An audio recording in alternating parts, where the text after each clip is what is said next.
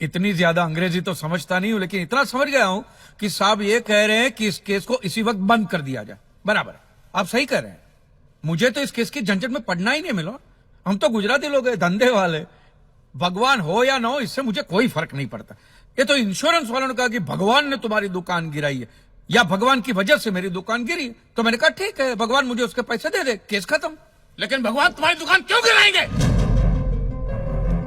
मूर्ख कहीं का। स्वामी जी प्लीज, जो कुछ भी कहना है विटनेस बॉक्स में आकर कहें।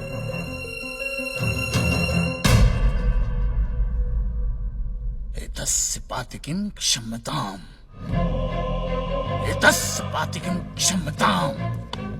ईश्वर इसके पापों को क्षमा करे। भगवान तुम्हारी दुकान क्यों गिराएंगे? मैं भी तो वही कह रहा हूं, भगवान मेरी दुकान क्यों गिराएंगे? उनको तो बहुत और भी इंपॉर्टेंट काम होते होंगे।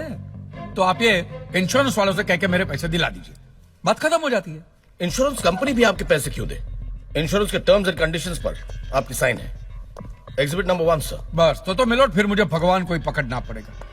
तो फिर बुलाइए वो राम जी, शिव जी, गणपति, जिससे भी आपकी पट्टी हो। कीजिए अपड़गुम्बा तांडव बिंडो करके उधर। मोक्ष की प्राप्ति होती है तभी भगवान मिलते हैं। तेरे जैसे तुच्छ मनुष्य के लिए भगवान धरती पर नहीं आएंगे। होंगे तो आएंगे ना महाराज। अरे क्या इतना लाखों का टर्नओवर है आपका, और थोड़ा ही सेटलमेंट करना, कर दीजिए। मैं तो कैश डिस्काउंट भी दूंगा। सच। I object my Lord.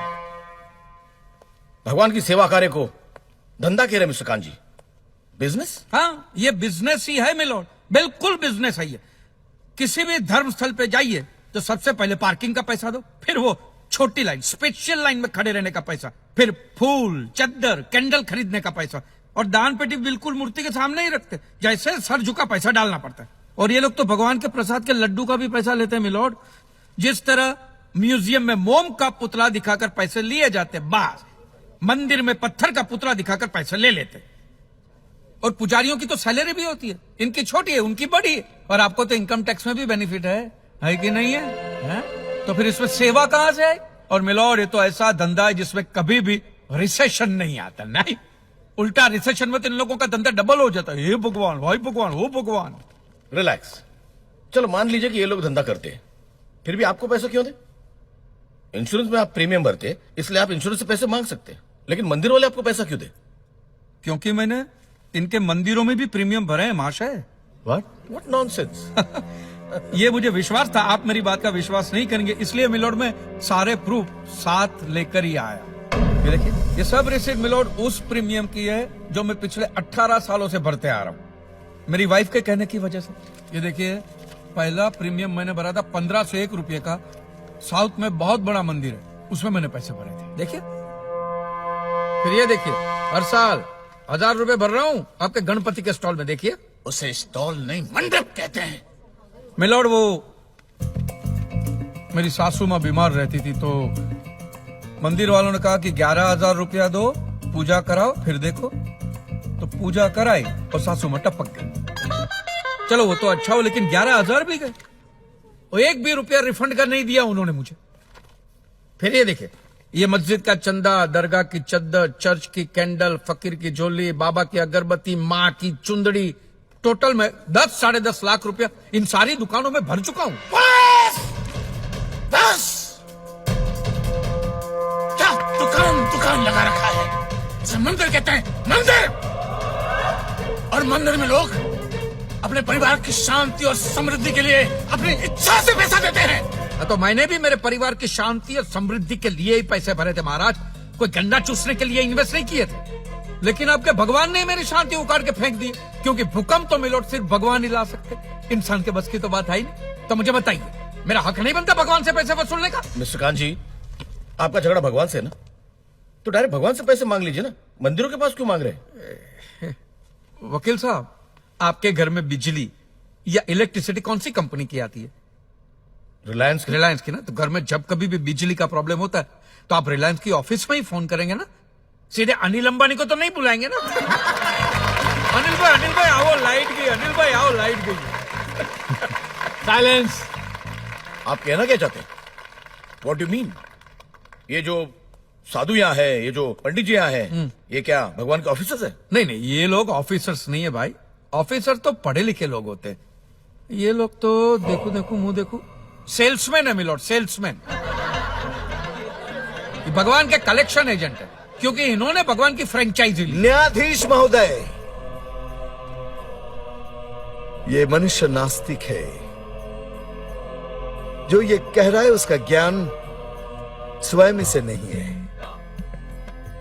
परंतु हम तो साधु हैं, इसे क्षमा कर देते हैं। लेकिन इस अधम पाप के लिए दुनिया इसे कभी माफ नहीं करेगी। तेरा घर से निकलना कठिन हो जाएगा अगर भगवान के विरुद्ध कुछ भी कहा तूने। मैया मोरी, ये आपको मेरी चिंता हो रही है कि मिलोड के सामने मुझे चेतावनी दे रही हैं?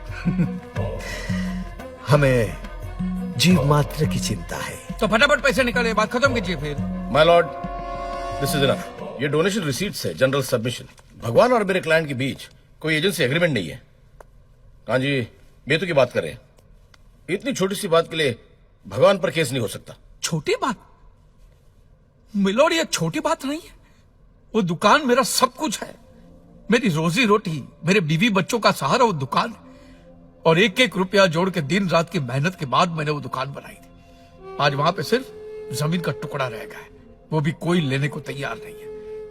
ये मंदिर वाले कहते हैं श्रद्धा से दान दो, आपका कभी बुरा नहीं होगा। और इंश्योरेंस वाले कहते हैं टाइम पे प्रीमियम दो, बुरा हुआ तो हम है ना। तो मैंने तो दान भी दिया है मिलोड, और प्रीमियम भी भरे, और आज दोनों के दोनों ने हाथ ऊपर कर लिए। मैं एक मामूली आदमी, मिडिल क्लास मैन, मेरा परिवार, मेरे बीवी बच्चे रास्ते पे आ जाएंगे। नहीं मिलोड, आपको मेरी बात इस अदालत में रखने का मुझे मौका देना ही चाहिए। और भारत का संविधान भी मुझे मेरी बात इस अदालत में रखने का हक देता है। Please milord.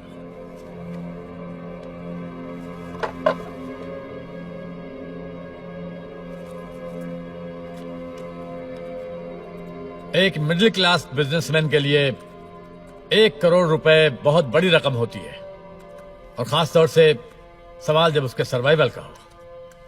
इसलिए यह अदालत कांजीलाल जी के मुकदमे को एक्सेप्ट करती है।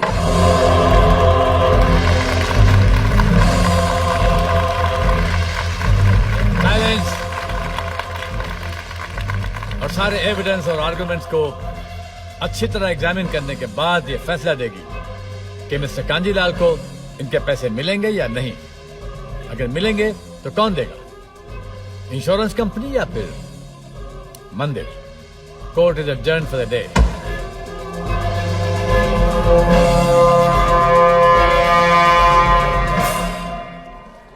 रुकिए रुकिए महाराज, अब आप लोगों को जितनी पूजा करनी हो, आरती करनी हो, जितना घंटा हिलाना हो, सब हिला लीजिए आप।